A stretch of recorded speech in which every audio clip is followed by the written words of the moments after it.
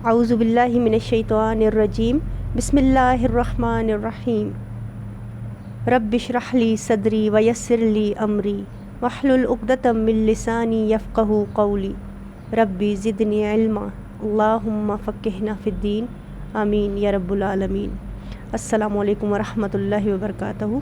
امید کرتی ہوں کہ آپ سب خیریت سے ہوں گے۔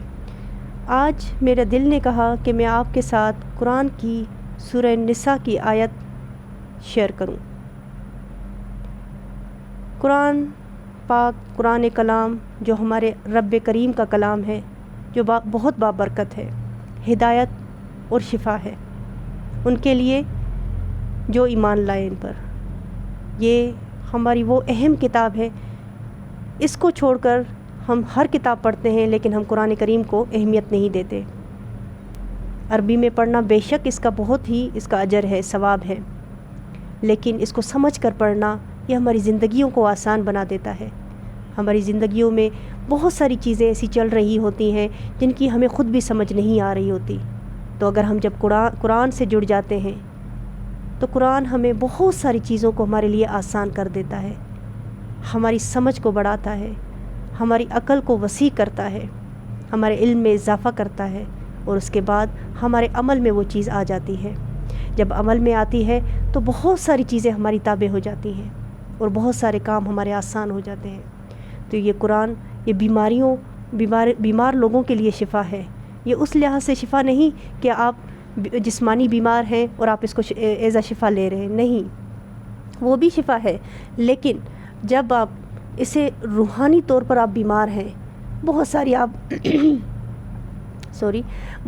آپ ایسے گناہوں میں مبتلا ہیں اور آپ وہاں سے نکل نہیں پا رہے، تو اس قرآن کو تھام لیجئے، پکڑ لیجئے، اس کو سمجھ کر پڑھیے، پھر آپ کو پتہ چلے گا یہ کس طرح آپ کی حفاظت کرے گا، یہ کس طرح ان روحانی بیماریوں سے آپ کو آزادی دے کر شفا عطا کرے گا۔ تو آج جو میں آپ لوگوں کے ساتھ شیئر کرنا چاہتی ہوں وہ ہے سورہ نساء آیت نمبر 1۔ یا ایھا الناس اتقوا ربکم الذی، اے لوگو ڈرو اپنے رب سے، وہ جس نے خلقکم من نفس واحدۃ، وہ جس نے پیدا کیا تمہیں ایک جان سے، وخلق منها زوجها وبث منهما رجالا كثيرا ونساء، اور اس نے پیدا کی اسی سے بیوی اس کی، اور اس نے پھیلا دیے ان دونوں سے مرد بہت سے اور عورتیں۔ واتقوا اللہ الذی، اور ڈرو اللہ سے وہ جو تساءلون بہ والارحام، وہ جو تم ایک دوسرے سے سوال کرتے ہو اس کے واسطے سے اور رشتوں کو کاٹنے سے۔ ان اللہ، بے شک اللہ، کان علیکم رقیبا، ہے تم پر نگران۔ تو یہ جو میں نے آیت پڑھی، کتنی ہی خوبصورت، معتبر، بابرکت آیت سورہ نساء کی۔ اس میں اللہ فرما رہے ہیں کہ اے لوگو، اے انسانوں، ڈرو اللہ سے، وہ جس نے تمہیں پیدا کیا۔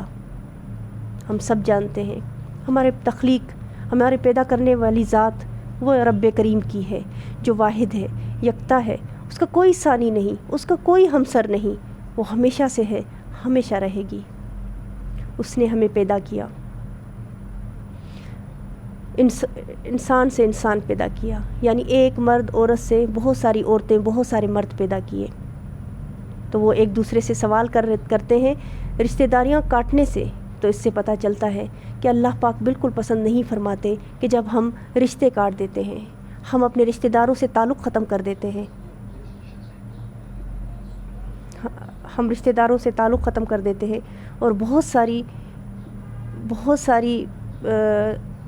پریشانیوں سے ہمیں پھر گزرنا پڑتا ہے، کیونکہ اللہ نے رشتہ داریاں کیوں بنائی ہیں؟ اللہ نے رشتہ داریاں جوڑنے کے لیے بنائی ہیں، توڑنے کے لیے نہیں بنائی۔ وہ ذات بابرکت ذات ہے، وہ کوئی کام بے مقصد نہیں کرتا، اس کے ہر کام میں کوئی نہ کوئی حکمت ہے، بے شک وہ علیم ہے۔ تو اللہ پاک نے رشتہ داریاں توڑنے سے منع فرمایا ہے، اور آگے اللہ فرما رہے ہیں کہ تم لوگ جو بھی کرتے ہو، چاہے تم رشتہ توڑتے ہو، کسی کے بارے میں بدگمانی کرتے ہو، کہ جو شیطانی کام تم جو کرتے ہو ان سب پر میں نگران ہوں، مطلب مجھے ہر چیز کی خبر ہے، مجھ سے کچھ چھپا نہیں، چاہے تم چھپا کر کرو، چاہے تم دل میں رکھ کر کرو، کچھ بھی کرو، سب کچھ میرے اوپر آیا ہے۔ تو اس سے کیا معلوم ہوتا ہے کہ کہ اللہ سے کچھ چھپا نہیں.